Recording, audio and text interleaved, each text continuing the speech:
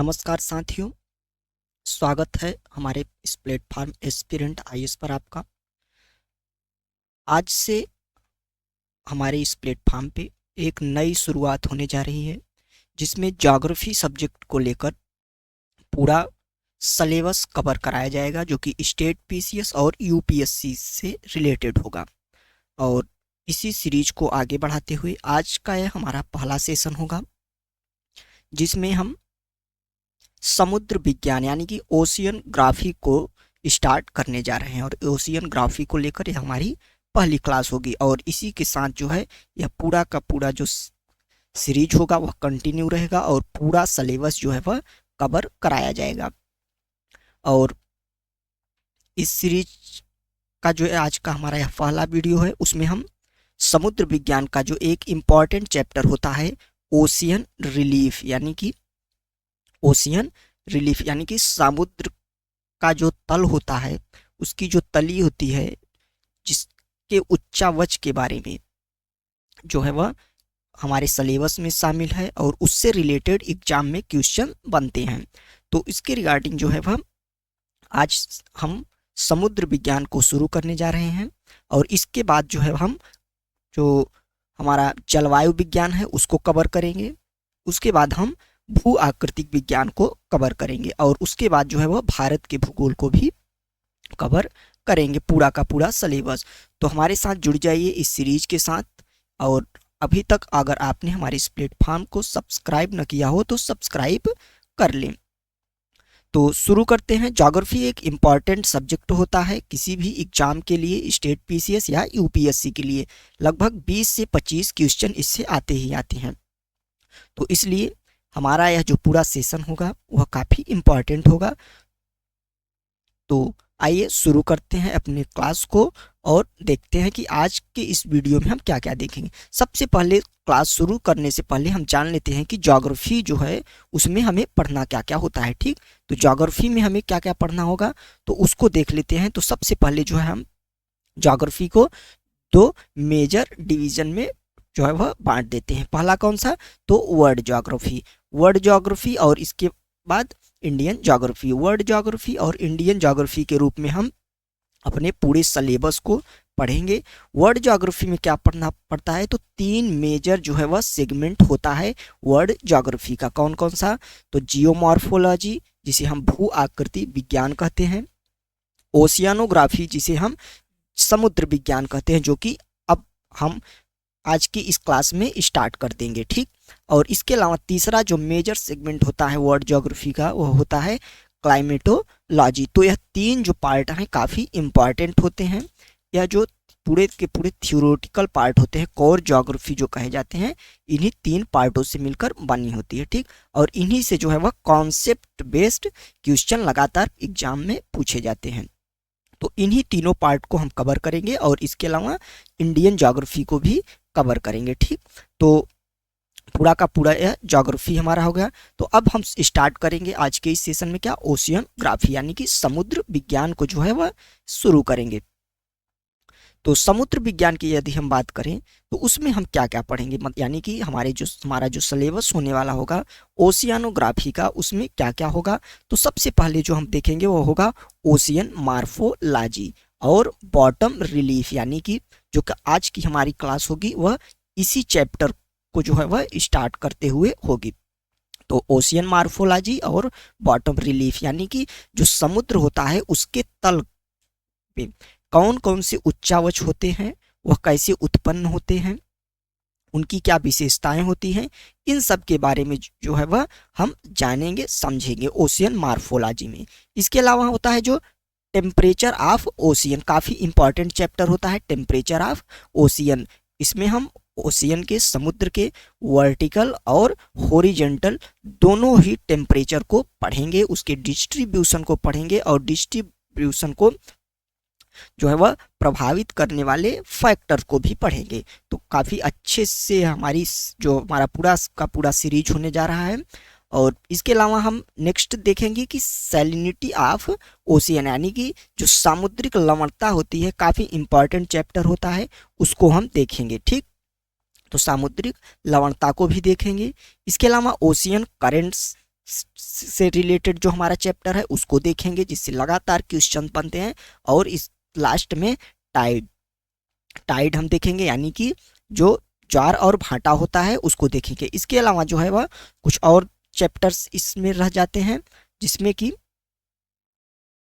क्या है सबसे इंपॉर्टेंट मरीन रिसोर्सेज, यानी कि जो समुद्रिक संसाधन होते हैं वह क्या क्या है, काफ़ी ज़्यादा इंपॉर्टेंट है रिन्यूएबल एनर्जी की दृष्टि से या पेट्रोलियम एनर्जी की दृष्टि से। आप सब जानते हैं कि समुद्र जो होता है वह संसाधनों का जो है वह क्या होता है, एक बहुत ही बड़ा रिजर्वायर होता है, एक संग्राहक होता है, जिसमें कई प्रकार के जो है वह हमें मिनरल्स, पेट्रोलियम्स और इसके अलावा एनर्जी, बहुत सारे चीज देखने को मिल सकते हैं, जिसमें हम कोरल्स को पढ़ेंगे, एनर्जी रिसोर्सेज को पढ़ेंगे, बायोलॉजिकल रिसोर्सेज क्या होंगे उनको पढ़ेंगे, और मिनरल रिसोर्सेज क्या होंगे उनको पढ़ेंगे।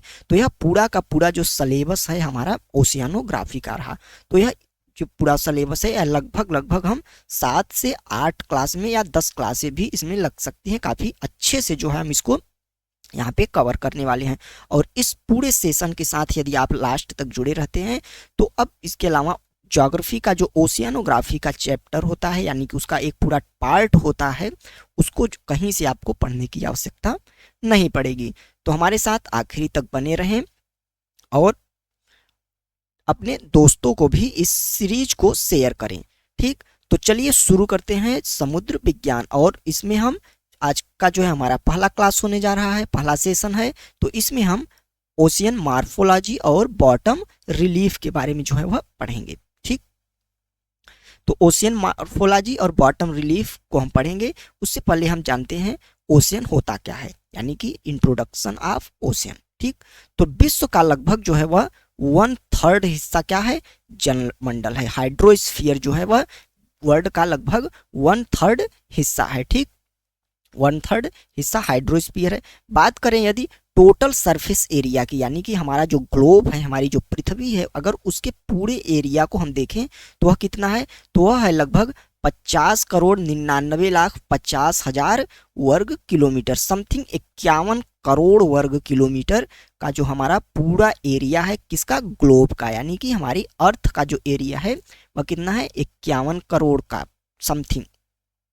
जिसमें से बात करें यदि हम हाइड्रोस्फीयर की बात करें, यानी जिसे हम क्या बोलते हैं, जलमंडल। तो जलमंडल की बात करें स्टूडेंट, तो जलमंडल का उसमें क्या कितना हिस्सा है, तो है 36,10,06,000 36,10,06,000 वर्ग किलोमीटर। ठीक, इतना क्या है हमारा, यह है हाइड्रोस्फीयर। बात करें यदि हम स्थल मंडल की, तो स्थल मंडल जो है समथिंग आप समझ सकते हैं कि लगभग 14 करोड़ के आसपास जो है वह हमारा, या 15 करोड़ जो है आप उसको बोल सकते हैं लिथोस्फीयर को, यानी कि स्थल मंडल को। तो आप मोटा मोटा याद कर सकते हैं 36 करोड़ जो है किसका है, तो जलमंडल का, और 15 करोड़ किसका है, वह है स्थल मंडल का। दोनों मिला के 51 करोड़ हमारा पूरा का पूरा जो है वह अर्थ का सरफेस एरिया है। ठीक, हमारे ग्लोब का टोटल सरफेस एरिया है। तो जिसका जो है वह लगभग 71% क्या है, 71% हाइड्रोस्फीयर है, और 29% जो है वह क्या है हमारा, 29% लिथोस्फीयर है, यानी कि स्थल मंडल है। तो यह पूरा जो डिस्ट्रीब्यूशन है स्थल का और जल का, उसको हमने देखा। नेक्स्ट देखते हैं, इसके बाद यदि बात करें हम जो हमारा समुद्र है, यानी कि पूरा जो हाइड्रोस्फीयर है, पूरी जो ग्लोब है हमारा, उस पे जो जल मंडल है, यदि बात करें उसकी, तो उसकी औसत गहराई लगभग, आप यह हम इंट्रोडक्शन ऑफ ओशियन देख रहे हैं स्टूडेंट। ठीक, हमारी ओशियानोग्राफी स्टार्ट हो चुकी है, जिसमें हम इंट्रोडक्शन ऑफ ओशियंस देख रहे हैं। तो उसका जो एरिया है हमने देखा लगभग 36 करोड़ वर्ग किलोमीटर है। यदि बात करें उसकी गहराई की, यानी औसत गहराई की, तो 3795 मीटर, 3795 मीटर औसत गहराई है किसकी, हमारे जल मंडल की। बात करें स्थल मंडल की ऊंचाई, तो लगभग 840 मीटर औसत ऊंचाई किसकी है, हमारे स्थल मंडल की। तो स्थल मंडल की ऊंचाई जो कितनी है, वह 840, उस उसके रिस्पेक्टिव यदि देखा जाए तो जल मंडल की गहराई काफी ज्यादा दिखती है, लगभग 3795 मीटर जो है वह औसत क्या है, औसत गहराई है हमारे समुद्र की। यह जो आपको डायग्राम दिख रहा होगा यह हिप्सोमेट्रिक कर्व होता है। हिप्सोमेट्रिक कर्व होता है स्टूडेंट, कभी एग्जाम में पूछ सकता है। हिप्सोमेट्रिक कर्व जो है वह सरफेस पर यानी कि जो एरिया होता है हमारी जो पृथ्वी है उस पे गहराई या फिर ऊंचाई को जो है वह मापने का जो कार्य करता है, जिस वक्र के यानी कि कर्व के द्वारा मापा जाता है उसी को बोला जाता है हिप्सोमेट्रिक कर्व। यानी कि सरफेस पर गहराई और ऊंचाई को मापने के लिए, उसको दर्शाने के लिए जिस कर्व का प्रयोग किया जाता है उसी को बोला जाता है हिप्सोमेट्रिक कर्व। ठीक, तो आप इसको ध्यान रखिएगा। इसमें कुछ डाटा है जिसको अभी एक अगली स्लाइड, आपको एक अगला डायग्राम आएगा उसमें काफी अच्छे से आप जो है वह देख सकते हैं। ठीक, यहाँ पे आप इतना जानिए कि जो ऊंचाई और गहराई को मापने का जो एक पैमाना होता है, एक वक्र होता है, उसको दर्शाते किसमें है तो उसको हिप्सोमेट्रिक कर्व के माध्यम से दर्शाया जाता है। ठीक, तो यह रहा हमारा इंट्रोडक्शन ऑफ ओशियन। आगे हम पढ़ते हैं अपनी इस क्लास को। तो अब हम जो है वह महासागरीय नितल यानी कि ओशियन मार्फोलॉजी के बारे में पढ़ते हैं। महासागरीय नितल ओशियन मार्फोलॉजी के बारे में देखते हैं। तो इसमें सबसे पहले हम क्या देखते हैं कि सागरीय नितल को जो है वह उच्चावच के आधार पर, यानी कि जैसे ये हमारा सागर हो गया, सागर है हमारा, तो इसका जो यह नितल है यानी कि यह निचला हुआ हिस्सा, यह नीचे का पार्ट जो है इसको उच्चावच, उच्चावच यानी कि ऊंचाई के आधार पर, ऊंचाई नीचाई जो होती है उसी को उच्चावच बोल दिया। जैसे कहीं पे पर्वत है, कहीं पे मैदान है, कहीं पे गहरी खाइयां है तो उसी को हम क्या बोलते हैं, रिलीफ या उच्चावच बोलते हैं। तो उसके आधार पर देखें तो इस सागर की जो नितल होता है उसको हम 4 मंडलों में बांट देते हैं। किसमें, 4 मंडल में। ठीक, तो सागर नितल को उच्चावच के आधार पर स्टूडेंट 4 मंडलों में जो है वह बांटा जाता है। अब कौन कौन से मंडल है उसको हम देख लेते हैं। यही हमारी जो है ओशियन मार्फोलॉजी यानी सागर नितल हो जाता है। ठीक, तो ये पहला इसका जो मंडल है वह है महाद्वीपीय तट मंडल। क्या है, महाद्वीपीय तट मंडल, जिसको हम कॉन्टिनेंटल शेल्फ बोलते हैं। क्या बोलते हैं, कॉन्टिनेंटल शेल्फ बोलते हैं। ठीक, कॉन्टिनेंटल शेल्फ या शेल्फ की भी कहीं कहीं लिखा रहता है शेल्फ। ठीक, तो कॉन्टिनेंटल शेल्फ जिसे हम महाद्वीपीय मग्न तट कहते हैं, ध्यान रखिएगा, मग्न तट। इसके अलावा दूसरा जो मंडल आता है उसको हम क्या बोलते हैं, तो महाद्वीपीय मग्न ढाल बोलते हैं स्टूडेंट। क्या बोलते हैं, महाद्वीपीय मग्न ढाल। तो मग्न तट सबसे पहले यदि आप जो है वह अभी डायग्राम के माध्यम से हम दिखाएंगे, तो सबसे पहले यदि आप चलेंगे स्थल से तो सबसे पहले आपको मिलेगा मग्न तट, फिर मग्न ढाल मिलेगा, उसके बाद जो उच्चावच मंडल आएंगे उसको अभी हम देख रहे हैं। तो सबसे पहले मग्न तट, फिर मग्न ढाल, और कौन सा मग्न, तो महाद्वीपीय। ध्यान रखिएगा, गलती से महासागरीय मत याद कीजिएगा, क्योंकि सागर की बात हो रही है तो सागर आप याद कर सकते हैं, लेकिन यहाँ होता क्या है, महाद्वीपीय यानी कि कॉन्टिनेंटल। ठीक, तो महाद्वीपीय मग्न तट और महाद्वीपीय मग्न ढाल, यह 2 मंडल हो गए। बाकी 2 बचे मंडल कौन कौन से हैं तो उसको देख लेते हैं। अगला है गहरा महासागरीय मैदान। ठीक, गहरा महासागरीय मैदान यानी कि डीप ओशन प्लेन, हमारा यह तीसरा मंडल हो गया। चौथा मंडल है महासागरीय गर्त। तो यदि हम किसी समुद्र में जो है वह स्थल से होते हुए लगातार गहराई में यदि चले जाएं तो हमें यही 4 जो है वह मंडल दिखाई, यानी कि 4 पार्ट, हमें 4 तरह की विविधता दिखाई पड़ेगी जो समुद्र है उसके तली में। ठीक, उसके नितल में जो है हमको यह 4 जो है वह प्रकार के उच्चावच दिखाई पड़ेंगे। कौन कौन सा, तो पहला महाद्वीपीय मग्न तट हमें दिखाई पड़ेगा। थोड़ा सा और आगे जाएंगे हम तो हमें महाद्वीपीय मग्न ढाल दिखाई पड़ेगा, और उसके आगे हम जाएंगे तो हमें गहरा महासागरीय मैदान दिखाई देगा जो कि एकदम प्लेन होगा। उसके कुछ और आगे हम जाएंगे तो हमें जो है वह कुछ गर्तें दिखाई देंगी जो काफी ज्यादा गहरी हो सकती हैं। तो इस प्रकार की जो है वह जो सागर का नितल होता है उसको 4 भागों में बांटते हैं। यह डायग्राम काफ़ी इंपॉर्टेंट है। इसके माध्यम से आप देख सकते हैं कि अगर स्थल से जैसे ही हम चलते हैं तो यहाँ से हमारा जो है वह स्थल मंडल इधर है, यहाँ से जो हमारा है यह समुद्र शुरू हो रहा है। ठीक, तो धीरे धीरे जो है वह स्थल में झुकाव आता है। जब धीरे धीरे जो स्थल में झुकाव आता है तो यह महाद्वीप का ही पार्ट होता है, यानी कि जो इधर हिस्सा है स्थल मंडल का उसी का पार्ट अभी इधर चल रहा है। वही गुण धर्म इस यहाँ पे है, तो इसलिए इसे क्या बोल दिया जाता है, महाद्वीपीय मग्न तट, कॉन्टिनेंटल शेल्फ बोल दिया जाता है स्टूडेंट। इसके बाद यदि कुछ और दूरी पे हम चलेंगे तो काफ़ी हमको थोड़ा स्लोप दिखाई देगा, यानी कि जो हमारा ढाल होगा वह बढ़ता जाएगा, उससे ज़्यादा ढाल हो जाएगा। तो उसको हम क्या, लेकिन जो उसका तट का जो उसका हिस्सा होता है यानी कि तली जो होती है, वहाँ पाए जाने वाले मिनरल्स, वहाँ पाई जाने वाली चट्टानों के आधार पर जो वह है वह कॉन्टिनेंटल से, यानी कि जो हमारा स्थलीय भाग है, मंडल स्थल मंडल है, उससे मेल खाता है। तो इसलिए इसे भी क्या बोला जाता है, महाद्वीपीय। और महाद्वीपीय का ढाल ज़्यादा है तो महाद्वीपीय ढाल। अब देखिए ये जो यहाँ पे समुद्र के किनारे क्या होता है, तट होता है। तट जब पानी में डूब जाता है तो इसको क्या बोलते हैं, महाद्वीपीय मग्न तट, यानी कि तट जो है वह क्या हो गया, मग्न हो गया, यानी कि जल से मग्न हो गया।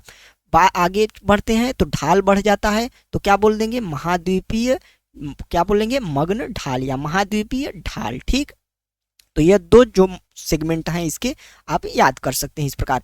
अब आगे चलेंगे तो आपको जो सागर होगा वह एकदम प्लेन दिखाई देगा। ठीक, प्लेन इस प्रकार से दिखाई देगा, जिसे हम क्या कहेंगे, डीप सी प्लेन बोल देते हैं, यानी कि गहरा सागरीय मैदान, डीप सी प्लेन। और कुछ और आगे पर चलेंगे तो इस प्रकार से देखिए कैसे गहरी खाई हमको देखने को मिल रही है, गहरी खाई। तो यह हमारी क्या हो जाएगा, तो यह हमारी सागरीय गर्त हो जाएगा। तो यह चार सेगमेंट जो होते हैं, चार मंडल जो होते हैं, यह हमको ओशियन रिलीफ के रूप में देखने को मिलते हैं। ठीक, चलिए नेक्स्ट देखते हैं हम।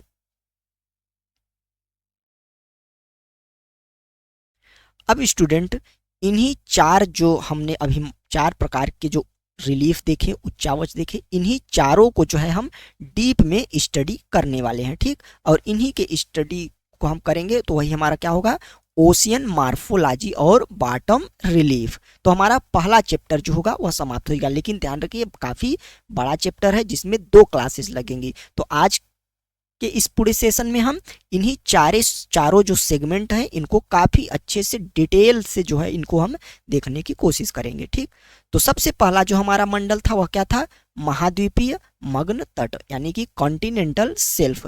तो अब आइए जानते हैं कॉन्टिनेंटल शेल्फ होता क्या है और यह कैसे बनता है, इसकी विशेषताएं क्या होती हैं।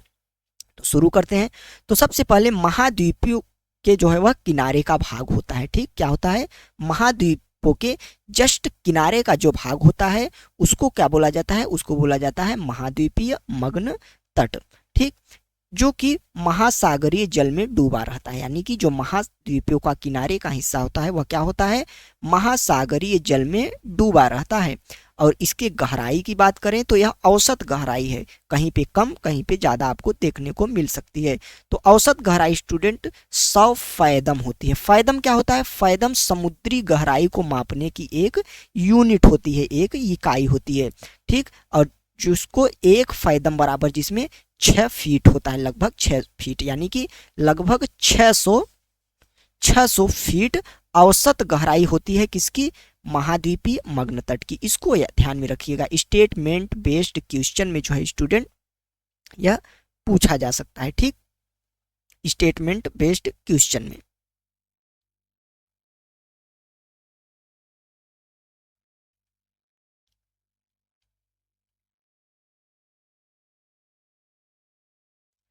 चलिए नेक्स्ट देखते हैं, आगे चलते हैं।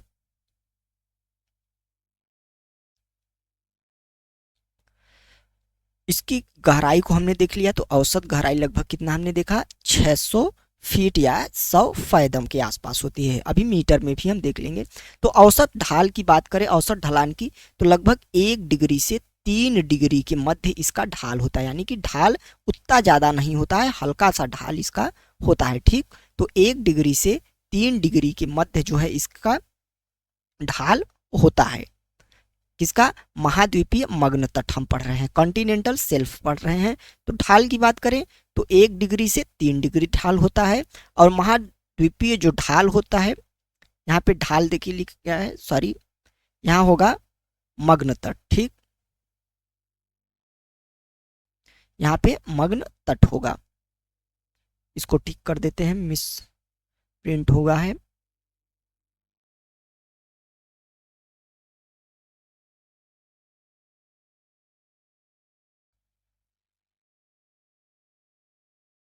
मग्न तट होगा स्टूडेंट, ठीक, इसको ध्यान रखिएगा, यह मग्न तट है, मग्न ढाल आगे आता है। ठीक, तो मग्न तट की जो चौड़ाई की बात करते हैं औसत, इसकी जो चौड़ाई है तो तटीय स्थलाकृति के द्वारा जो है क्या होती है, नियंत्रित होती है। इसका मतलब क्या हुआ कि जो, जैसे कि यहाँ पे आप मान लीजिए ये हमारा स्थल वाला भाग है, ठीक, ये हमारा जल वाला भाग है।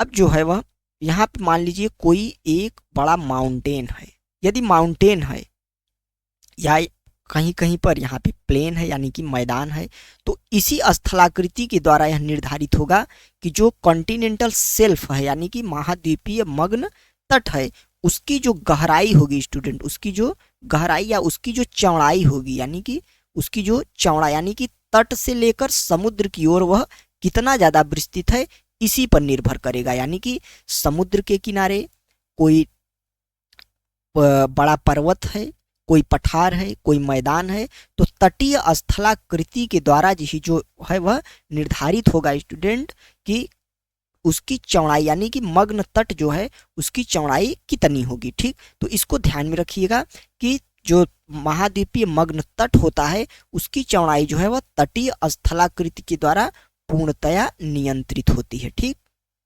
इसके अलावा जैसे कि क्या कहीं पर जो है वह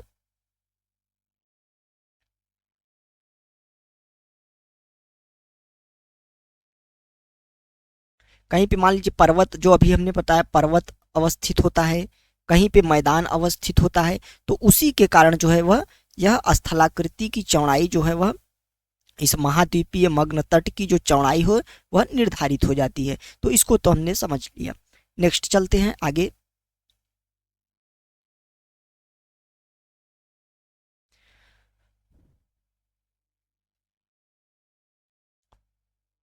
यदि इसकी चौड़ाई की बात करें तो अभी हमने देखा कि जो महाद्वीपीय मग्न तट है उसकी चौड़ाई तटीय स्थलाकृति पर निर्भर करती है।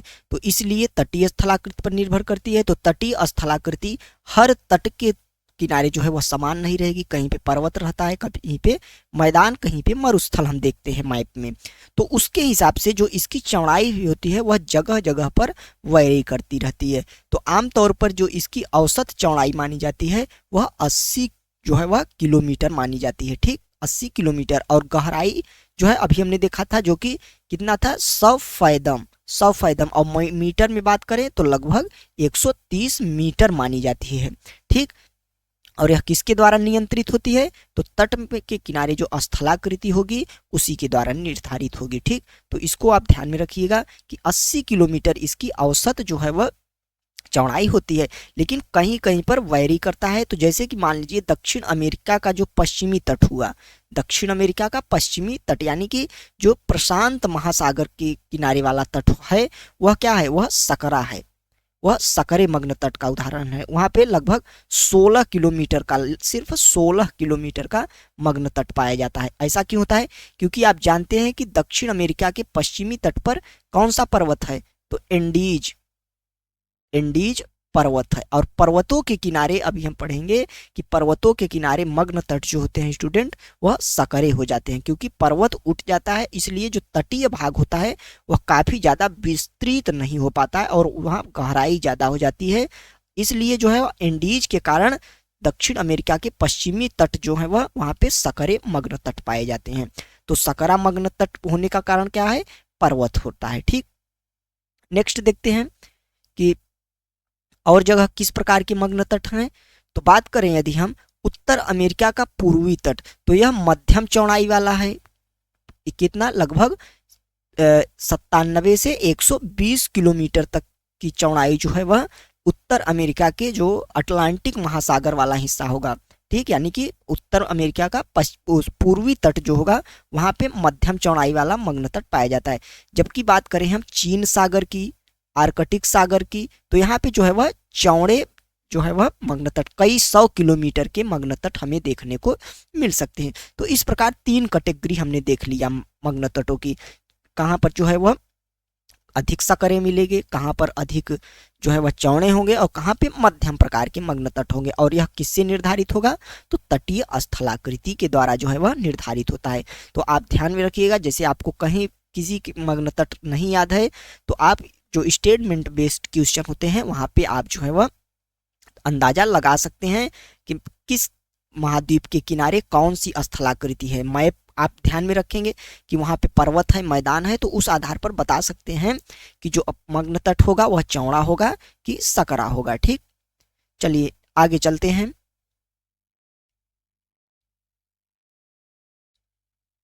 नेक्स्ट है कि सामान्यतः उन स्थानों पर मग्न तट सकरे होते हैं जहां पर नजदीक में समानांतर पर्वत श्रेणियां होती हैं, जो कि अभी हमने देखा, जैसे कि उत्तर अमेरिका और दक्षिण अमेरिका का पश्चिमी तट जहाँ की रॉकी और एंडीज पर्वत देखने को हमें मिल जाते हैं।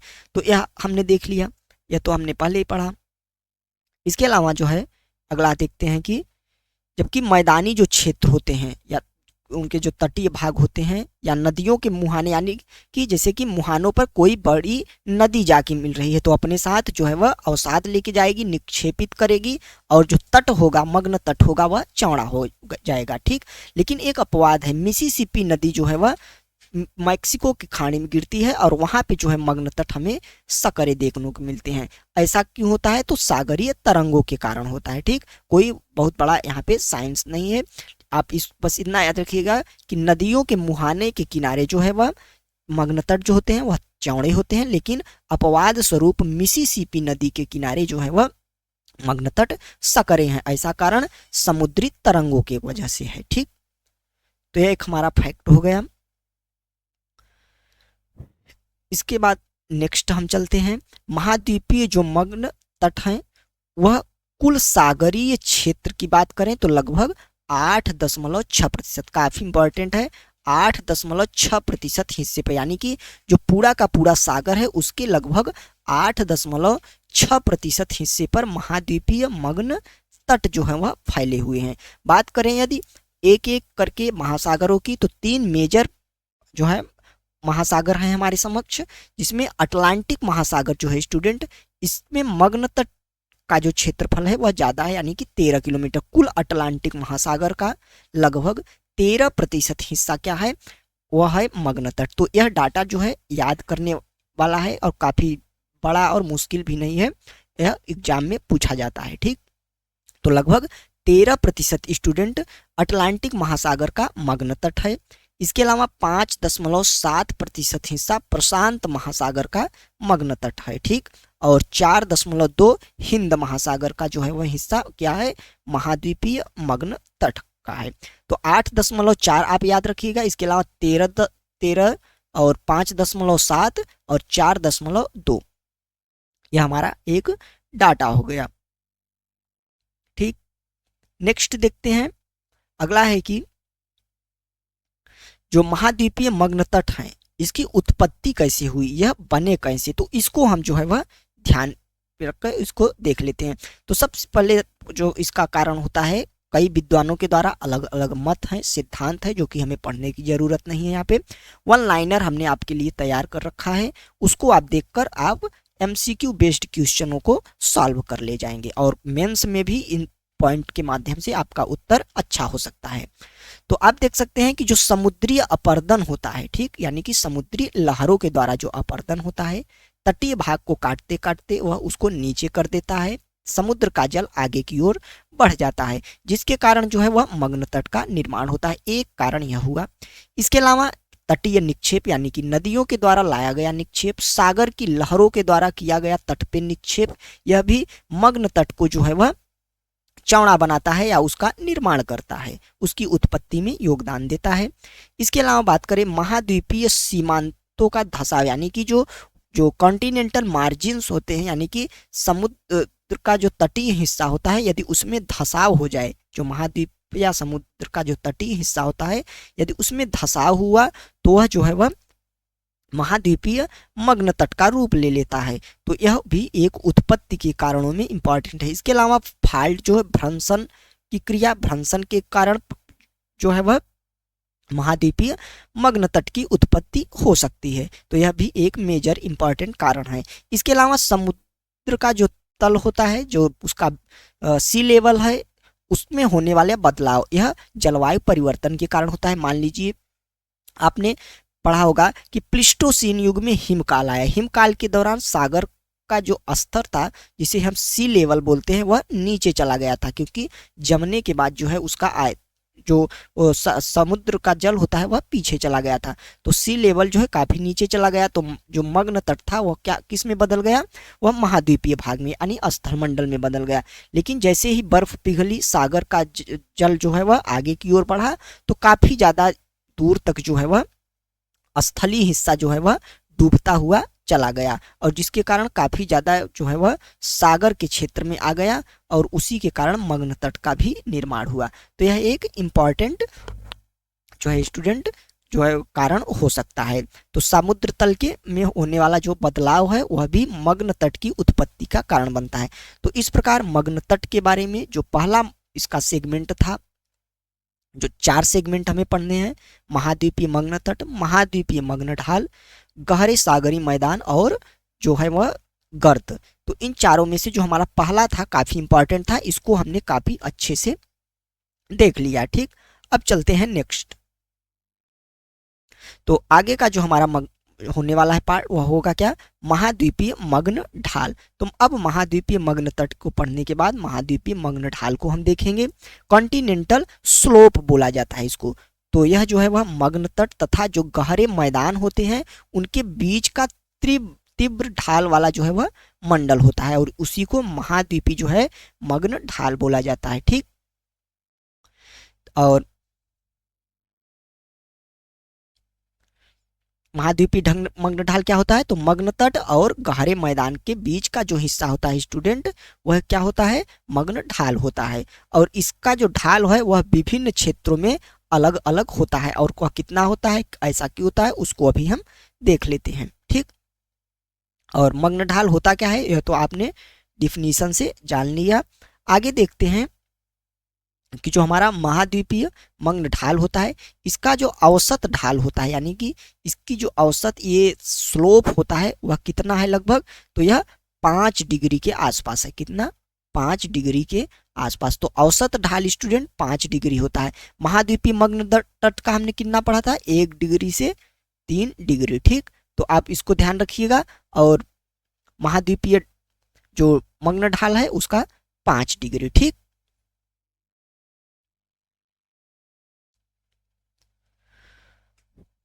इसके अलावा सबसे तीव्र ढाल की बात करें तो सेंट पॉल के निकट बात करें तो यह 62 डिग्री ढाल है, यानी कि जो सेंट पॉल है उसके निकट काफी ज्यादा तीव्र ढाल हमें देखने को मिलेगा। औसत ढाल तो 5 डिग्री ही है, लेकिन अलग अलग स्थानों पे कई ज्यादा जो है वह वेरिएशन देखने को मिलता है, और सबसे जो तीव्रतम ढाल है वह सेंट पॉल के निकट देखने को मिलता है, वहां पे 62 डिग्री के करीब होता है। तो इसको आप याद रखिएगा।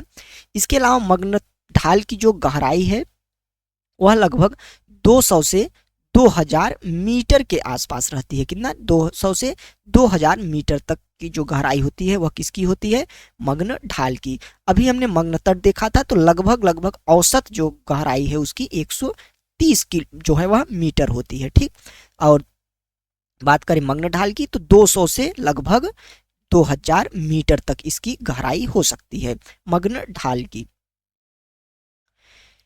इसके बाद नेक्स्ट देखते हैं मग्न ढाल में। तो मग्न ढाल में अगला जो हमारा बिंदु होगा कि जो बड़ी नदियां हैं, बड़ी नदियों के मुहाने वाले क्षेत्र में जो है वह मग्न ढाल क्या होते हैं, मंद होते हैं। क्यों मंद होते हैं, तो नदियां जब समुद्र में गिरेंगी तो अपने साथ जो है अवसाद लेकर आएंगी। अवसाद नीचे जो है वह मग्न तट से होते हुए मग्न ढाल पे पहुंचेंगे, और उसके ढाल को जो है वह लगातार कम करते रहेंगे।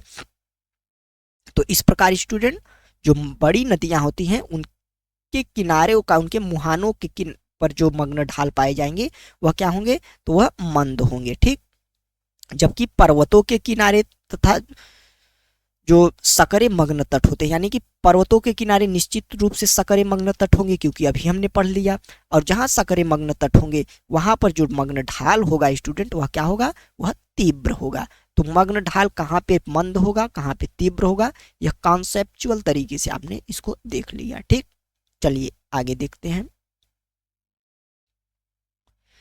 मग्न ढाल में नेक्स्ट है हमारा कि कुल समुद्री क्षेत्र का लगभग 8.5% हिस्सा क्या है, मग्न ढाल है। तो 8.6% अभी हमने पढ़ा था मग्न तट का, तो उससे रिलेट करके दोनों आप आसानी से आप कर सकते हैं। पहले कौन आता है, तो महाद्वीपीय मग्न तट, जिसका कितना हिस्सा है, तो 8.6%। उसके बाद महाद्वीपीय मग्न ढाल, वह कितना है, 8.5%। तो इस प्रकार हम इसको याद कर सकते हैं। तो कुल जो महाद्वीपीय महासागरीय क्षेत्र होता है उसका लगभग 8.5% हिस्सा क्या है, तो वह महाद्वीपीय मग्न ढाल का है।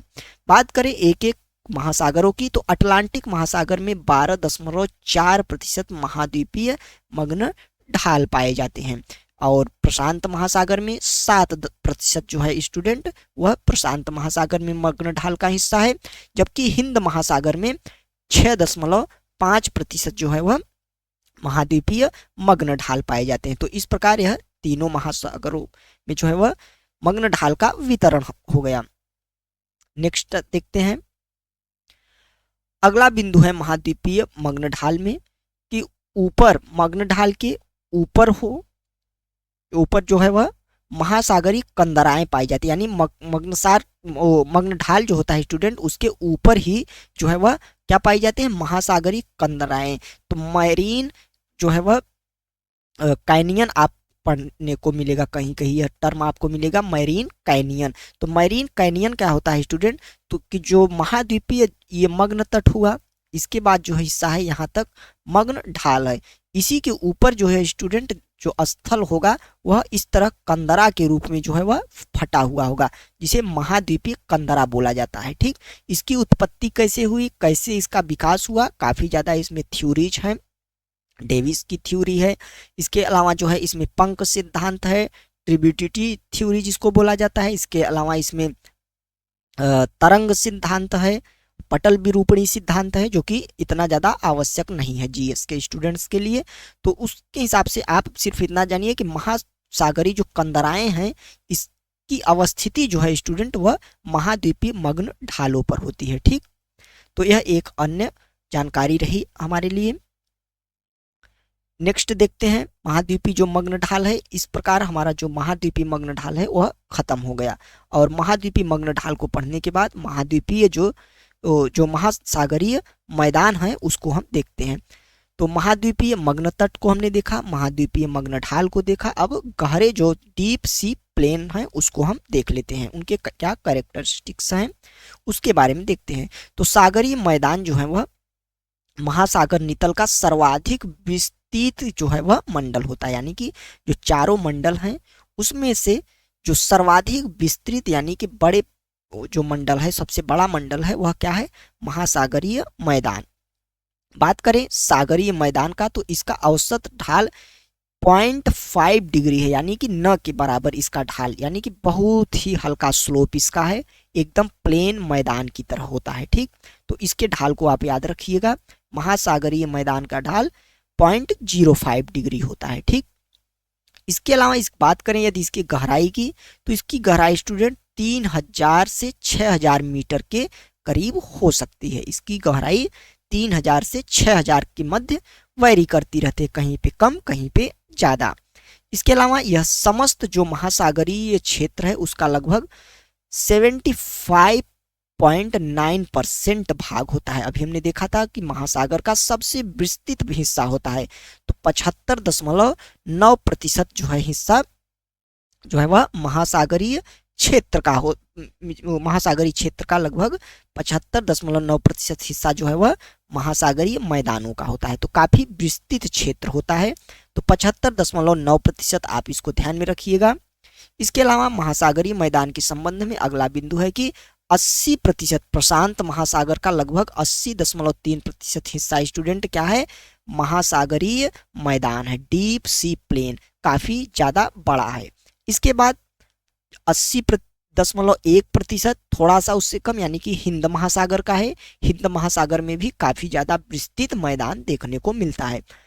अटलांटिक महासागर में मैदान कम देखने को मिलता है, 54.9% का। ऐसा क्यों होता है, तो ऐसा इसलिए होता है कि अटलांटिक महासागर में मध्य कटक, यानी कि मध्य महासागरीय कटक पाया जाता है। मिड अटलांटिक जो रिज का नाम आपने सुना होगा वही पाया जाता है, जिसकी वजह से महासागरीय मैदान की जो है वह चौड़ाई, उसका जो विस्तार होता है वह अटलांटिक महासागर में थोड़ा सा कम हो जाता है अन्य महासागर की अपेक्षा।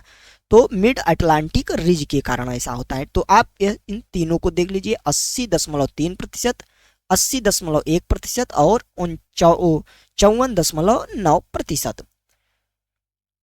नेक्स्ट देखते हैं, तब महासागरीय जो मैदान है वह हमारा, उसके बारे में इतनी सारी जानकारी जो हमने अभी आपको दी यह सफिशिएंट है, और इसी से रिलेटेड होकर कुछ ना कुछ प्रश्न बनेंगे। ठीक, अब जो हमारा अगला मंडल है, यानी कि लास्ट मंडल, वह है क्या, महासागरीय गर्तें, यानी कि जो ओशियन ट्रेंच जो होती है, या इसे डीप भी बोला जाता है।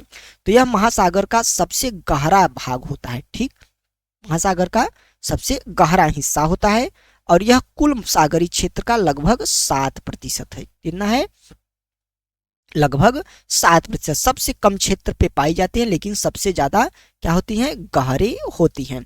इसको ध्यान में रखिएगा।